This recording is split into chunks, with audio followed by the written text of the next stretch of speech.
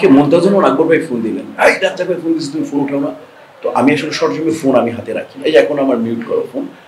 তো তারপরে দেখি রাজ্জাক ভাইয়ের কল। সেন্সার বোর্ডে উনি দেখেছিলেন নিঃশ্বাস আমার তুমি।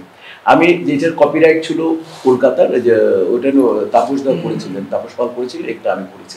তো আমার পুরো অ্যাক্টিংটা ডিফারেন্ট ছিল, ওটা আমি বিশ্বাসের বাবা থেকে।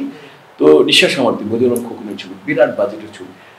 তো ওইটা আমার ডায়ালগ ডেলিভারি, বডি ল্যাঙ্গুয়েজ, তারপরে একটু থট প্রসেস পুরো আলাদা ছিল। অ্যাক্টিংটা আমি অ্যাক্টিংটা মানে ঢুকবো কীভাবে, অ্যাক্টিংটা করবো কীভাবে, বের হবো কীভাবে, চিন্তা ভাবনা করে আমি অ্যাক্টিংটা করেছিলাম। এবং রাজ্জাক ভাই ওটা দেখার পর উনি আমার সাথে মানে 13 মিনিট বা 15 মিনিট কথা বলেছে, তুমি এই অ্যাক্টিং করো, এরকম অ্যাক্টিং করবো। কারণ উনি সবসময় আমি লাউড পারফরমেন্স করতেছি, কথা বলতেছি, কারণ আসলে সময় তো লাউডই করবো, ইয়াং ভিলেন থাকলে তো লাউডই করতে হবে।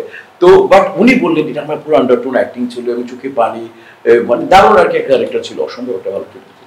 তো উনি আমাকে যে রাজ্জাক ভাই আমাকে 13 মিনিট কথা বলতেছে আমি অ্যাক্টিং এর ব্যাপারে, জীবনে আমার লোম দাঁড়িয়ে গেল। তো জীবনে ভুলবো না। আল্লাহ ভাই রাজ্জাক ভাইকে বেহেশতের উত্তম জায়গায় রাখুক, তার পরিবারকে সুস্থ রাখুক, তার জন্য বিনম্র শ্রদ্ধা।